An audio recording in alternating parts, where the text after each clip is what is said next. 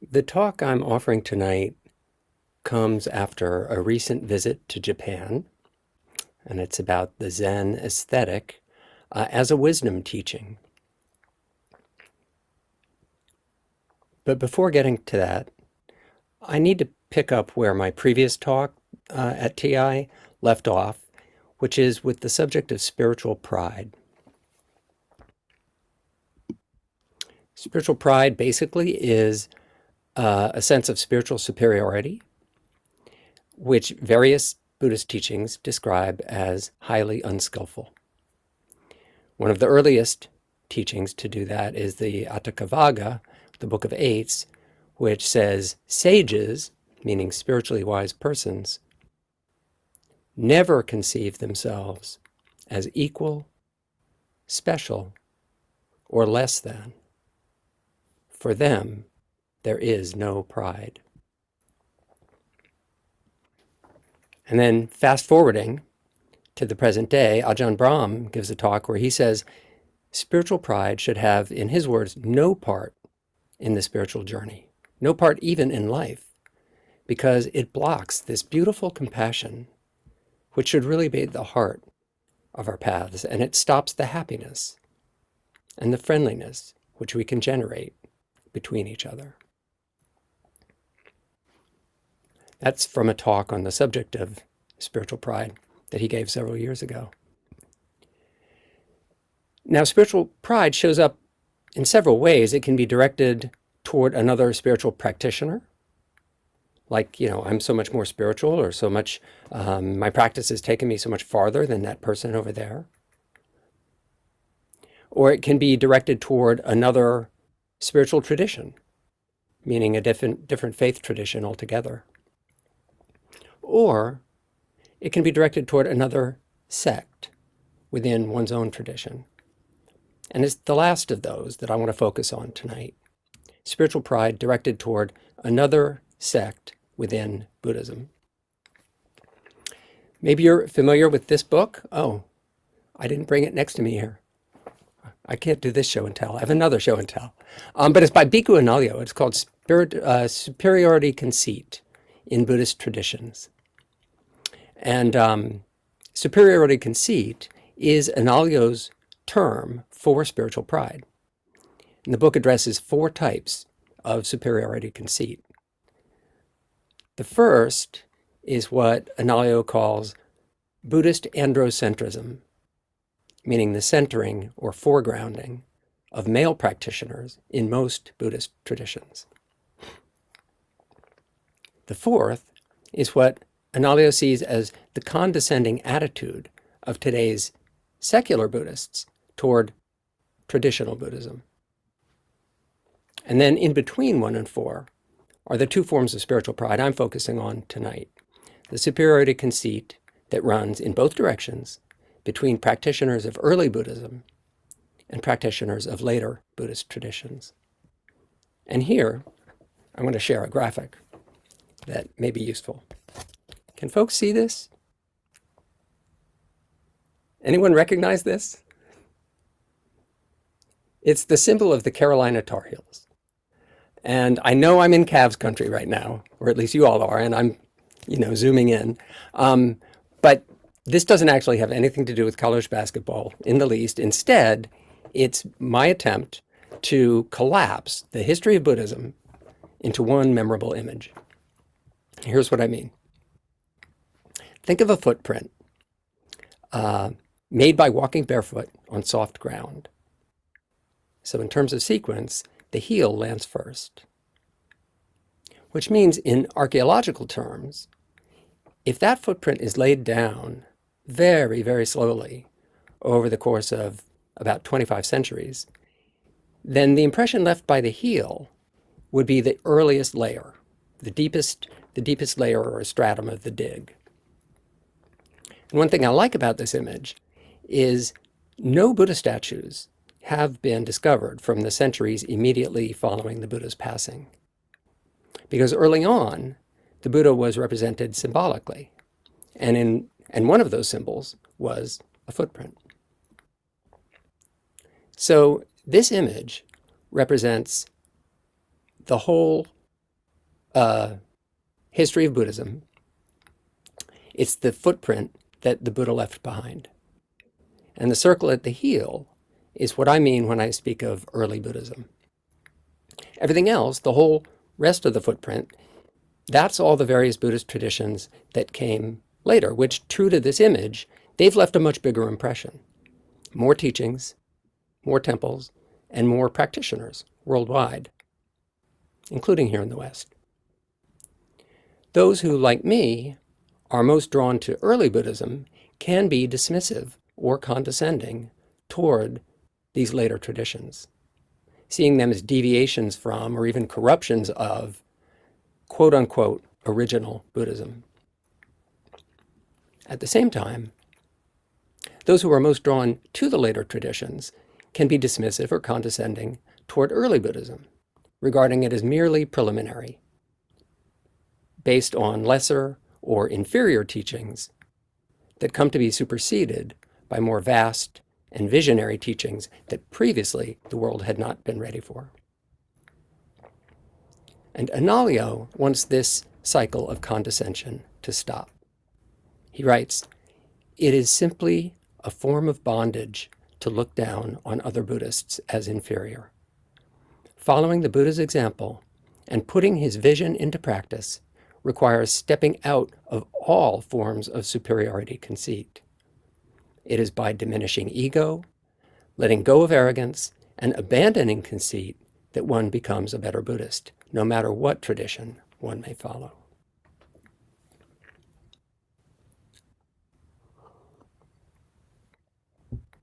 Okay, so Sarah and I recently spent about 3 weeks in Japan, focused mostly on Japanese Buddhism, past and present, which forced me, in various ways, to confront my own superiority conceit. Because while I have no college basketball allegiances whatsoever, when it comes to Buddhism, that Tar Heel, that earliest archaeological layer, is what I'm drawn to. But Buddhism in Japan belongs to those more recent layers. Yet encountering it there, in context, was so powerful, so beautiful, and so profound that I couldn't help but see how much I'd looked down on it, which didn't feel good. But I was so grateful to have seen it, because without having seen it, I couldn't have begun to back out of it. So that process began on our first night there, when the place we stayed was affiliated with a school of Japanese Buddhism called Jodo Shinshu. That's where I got the first initial inkling of the extent of my ignorance, which, that may be the first step for anyone in backing out of or stepping away from superiority conceit. Just simply realizing how incomplete or even rudimentary our understanding may be of whatever it is that we're looking down upon. So for me, I had no clue about the depth and breadth and diversity of Japanese Buddhism.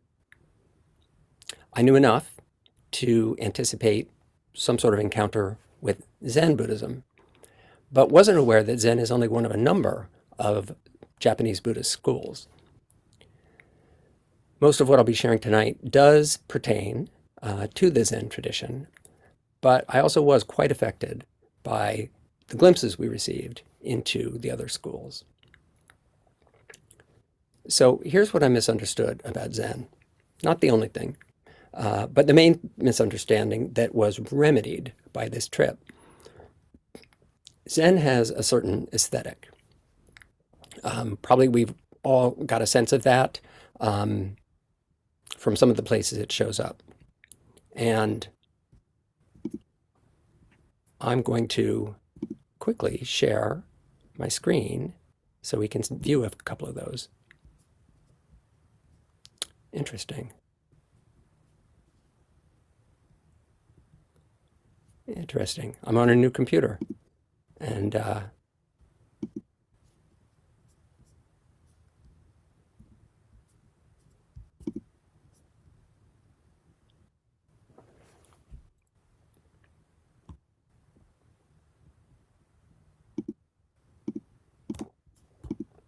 Oh, well, that's too bad.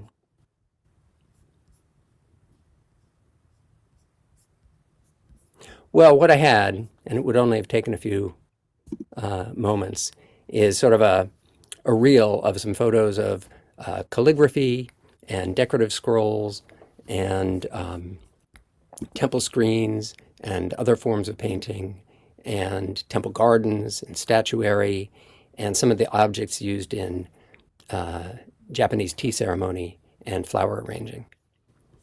And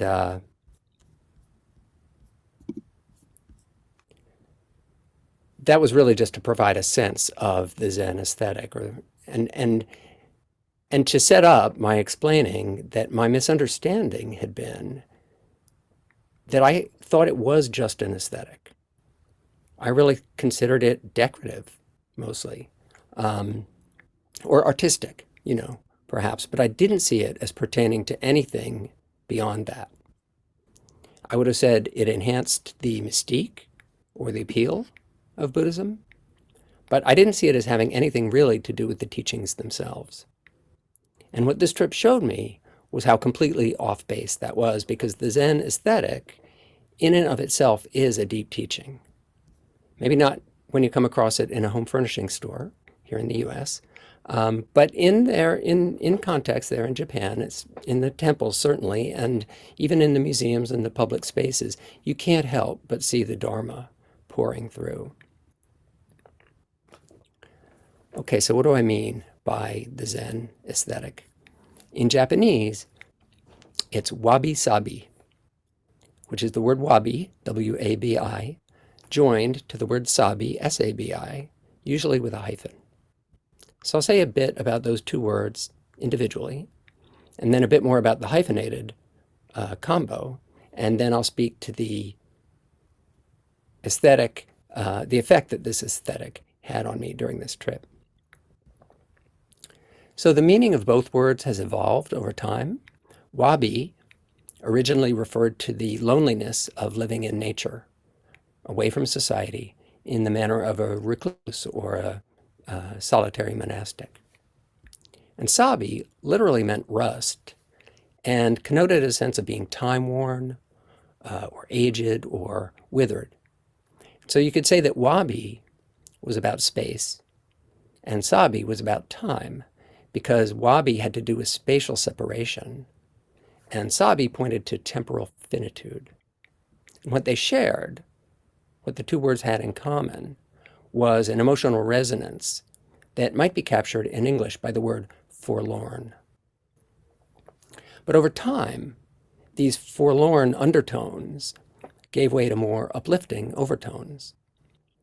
Wabi's meaning shifted from the loneliness and misery of separation to the profundity, even the joy, of solitude and seclusion. And sabi's meaning shifted to a sort of reverence for the ways that aging and wear can enhance the beauty and nobility of a person, place, or thing, like wrinkles on a human face, or a moss-covered gravestone, or a teacup that's slightly chipped, or has a mended crack. And then eventually these two words sort of bump into each other and fuse into this term wabi-sabi, at which point the positive associations become even more elevated, and wabi-sabi becomes an aesthetic and cultural ideal.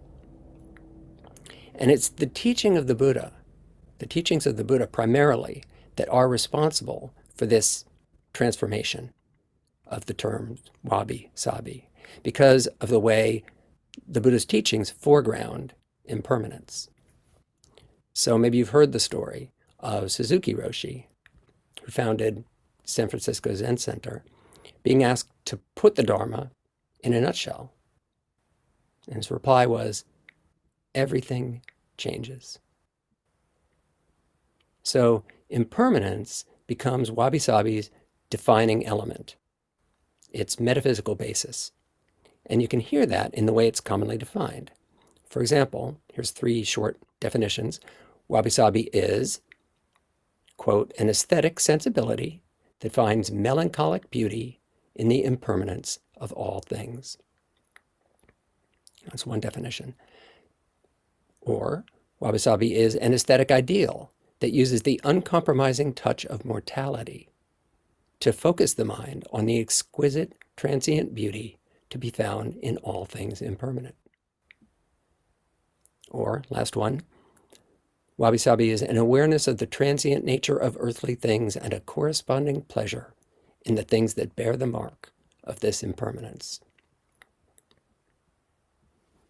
Okay, so that is wabi-sabi, and what those definitions make clear, I hope, is that the foregrounding of impermanence is what wabi-sabi and Buddhism have in common. It's their shared touchstone. But that raises a question.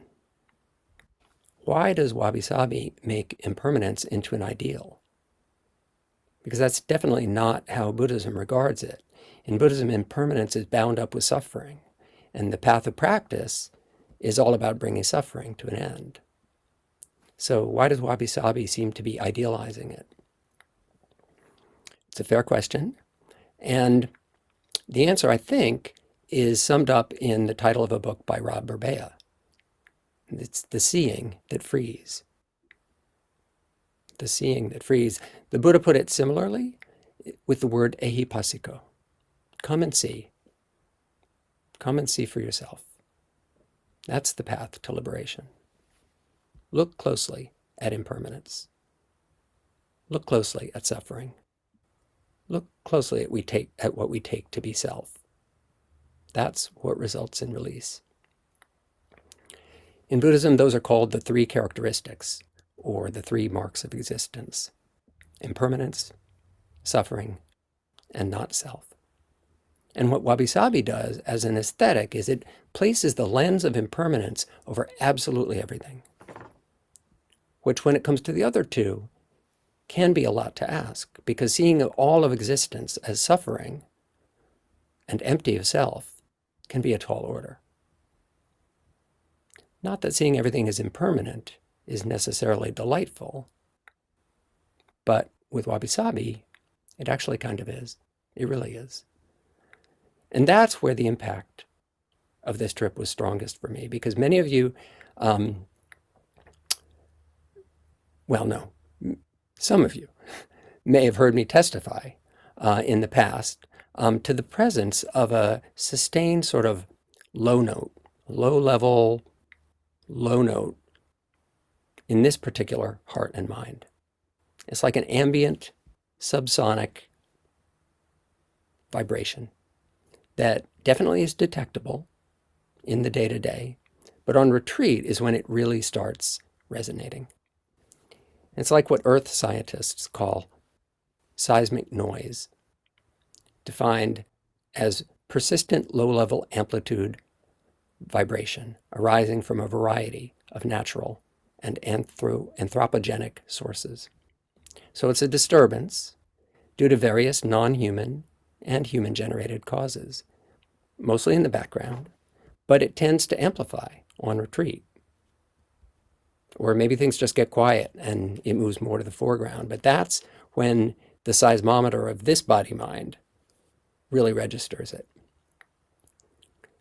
And if all of that sounds like pseudoscientific claptrap, I'd say this is something that I think we all have a sense of, each of us in our own way, because it's simply the movement of compassion and care. It's how that energy moves in us. In Pali, it's karuna, which means compassion, and anukampa, which means care. That's what I'm talking about here. As IMCC teacher Susan Stone once put it, a bodhisattva is anciently described as one who hears the cries of the world. To find a bodhisattva, we need only to look within. Beneath our fears, the heart naturally resonates with suffering. It naturally beats with tenderness. Now, there's a running debate in Buddhism about whether or not compassion and care have an emotionally evocative undertone. Musang, the former scholar in residence at the Berry Center for Buddhist Studies, says yes, there's what he calls an enormous sadness that underlies compassion. In fact, here's how he puts it. He writes, Bodhisattvahood is forever bound up with this palpable sense of care and sadness. On the other hand, Bhikkhu Analayo, who is the current scholar in residence at the Berry Center, he says no. He puts it this way. He says, compassion does not mean to commiserate to the extent of suffering along with the other. So one's cultivation of compassion needs to steer clear of sadness. I've covered that debate in other talks and don't have time tonight to lay it out. What I will say is that in Japan, I experienced wabi-sabi as pointing to a possible resolution of the debate, a way of dissolving the yes-no binary of it. Because while wabi-sabi does have this undeniable low note, at the same time, it invites equanimity. And actually, equanimity is what Analayo says compassion can result in or mature as. He calls it a mental equipoise that rounds off the opening of the heart. But for me, at least, equanimity can be more challenging to touch into when what I'm contemplating is suffering or not self, rather than impermanence. And that's where wabi-sabi comes in, because contemplation of impermanence is one of the main practices for cultivating equanimity. I hope I said that right. Contemplation of impermanence is one of the main practices for cultivating equanimity. As Sharon Salzberg puts it, the realization that everything changes, that we simply can't hold on to anything, brings ever-deepening equanimity. So the sobering effect of wabi-sabi, the sobering effect of its relentless foregrounding of impermanence, can combine with its attentiveness to beauty to produce a serene sense of equanimity. At least that was my experience, which I don't think would have been the same if my superiority conceit hadn't been so effectively undermined. But by gently, yet unwaveringly pointing directly to the Dharma, wabi-sabi completely dissolved my misconception that it was just a decorative or artistic style, for which I'm very, very grateful. I want to conclude tonight with another quote from Analayo's book on superiority conceit. It's from the very last page, where he relates superiority conceit to the climate emergency. Here's how he puts it. The need to give up superiority conceit in its various Buddhist manifestations is required not only from the viewpoint of Buddhist doctrine, but also in light of the current crisis faced by humanity on this planet. The superiority conceit of human beings in relation to the natural environment, in the form of the assumption that nature can be exploited without concern for possible consequences, has led to a crisis. The repercussions of climate change and ecological destruction are threatening to escalate to a point at which human life on this planet can no longer be sustained. In this situation, members of all Buddhist traditions need to collaborate in a spirit of mutual respect in order to apply the medicine of the Dharma for maximum effect in countering the mental disease responsible for the current crisis. In this way, stepping out of various forms of superiority conceit could pave the way for a collaboration of practitioners of all Buddhist traditions to ensure that future generations can still benefit from the living message, the liberating message of the Buddha.